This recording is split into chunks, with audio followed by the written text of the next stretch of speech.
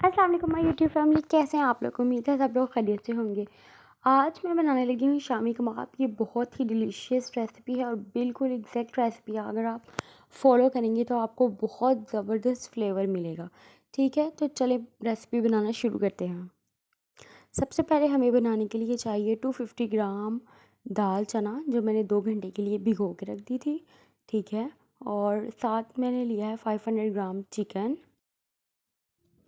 एक अंडा, हरा धनिया, नमक हस्बे ज़रूरत, भुना कुटा धनिया, 1 चम्मच भर के सुरख मिर्च, थोड़ी सी हल्दी, एक पूरा लहसुन, 8 से 9 हरी मिर्ची, एक प्याज और अदरक 2 इंच के 2 पीस।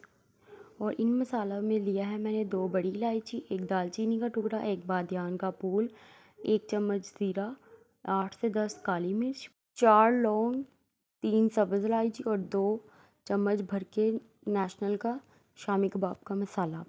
अब मैं देख की मैं सबसे पहले दाल ऐड कर रही हूँ। इसमें मैं ऐड करूँगी 1.5 गिलास पानी। फिर मैं इसमें सारे मसाला जात वगैरह शामिल कर दूँगी और चिकन भी ऐड कर दूँगी और इसको स्लो आंच पे 20 मिनट के लिए मैं पका लूँगी। बिल्कुल स्लो, मीडियम लो इसे कुक कर लेंगे। साथ में मैंने 2 फ्लेम पे आलू बॉईल करने के लिए रख दिए हैं। अक्सर शामी कबाब में आलू शामिल नहीं होते, लेकिन मैं इसलिए डालूँगी क्योंकि वरना शामी कबाब बहुत ज़्यादा ड्राई बनते हैं। इसके बाद मैं जब ये मसाला कुक हो जाएगा तब मैं इसमें 2 आलू मैश करके ऐड करूँगी, अंडा ऐड करूँगी और हरा धनिया ऐड करूँगी। 20 मिनट्स हो गए हैं, दाल हमारी बिल्कुल गल चुकी है, गोश्त हमारा गल गया है। अब इसमें से जो खड़े मसाला जात से वो मैं इसमें से निकाल लूँगी क्योंकि उनका सारा फ्लेवर इनमें आ चुका है। अब मैं इसमें से चिकन सेपरेट करके उसका रेशा कर लूँगी और दाल जो है मैं उसे कूट लूँगी। आप चाहें तो उसे चॉपर में भी चॉप कर सकते हैं, लेकिन उससे बिल्कुल रेशे ख़त्म हो जाएंगी, इसलिए बेहतर यही है कि आप इसे कूट लें। ठीक है, अब मैं इसमें से हड्डियाँ लैदा कर लूँगी। मैंने इसमें बोन्स वाला चिकन यूज़ किया है। आप विदाउट बोन्स भी चिकन ऐड कर सकते हैं, लेकिन बोन वाली चिकन से ज़्यादा अच्छा फ्लेवर आएगा। अब मैंने बोन्स लैदा कर लिया। अब मैं इसको कूट लेती हूँ।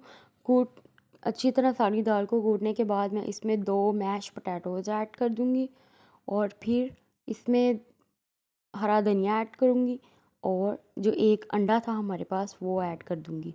ये ज़्यादा बड़े आलू नहीं हैं, आप देख सकते हैं कि बिल्कुल पाम साइज़ है। छोटे छोटे 2 आलू मैंने इसमें ऐड कर दिए हैं। ठीक है, और वो हरा धनिया और एक अंडा जो मैंने इसमें शामिल करना है अच्छी तरीके से, फिर इसको मिक्स कर दूँगी और मैं इसको शामी कबाब की शेप्स दे दूँगी। शामी कबाब की शेप्स देने के बाद मैं इसको अंडे की कोटिंग करके फ्राई कर लूँगी। आप चाहें तो इसे स्टोर भी कर सकते हैं। ये 15 से 20 दिन ईज़िली फ्रीज़र में रह सकते हैं। इस रेसिपी से टोटल 30 शामी कबाब मैंने बनाए हैं। अब मैं इसको फ्राई कर लूँगी। याद रखिएगा, इस रेसिपी को ज़रूर ट्राई कीजिएगा। बस और आप को अगर मेरी वीडियो अच्छी लगती है तो इस चैनल को ज़रूर सब्सक्राइब करें और थैंक यू सो मच। अल्लाह हाफिज़।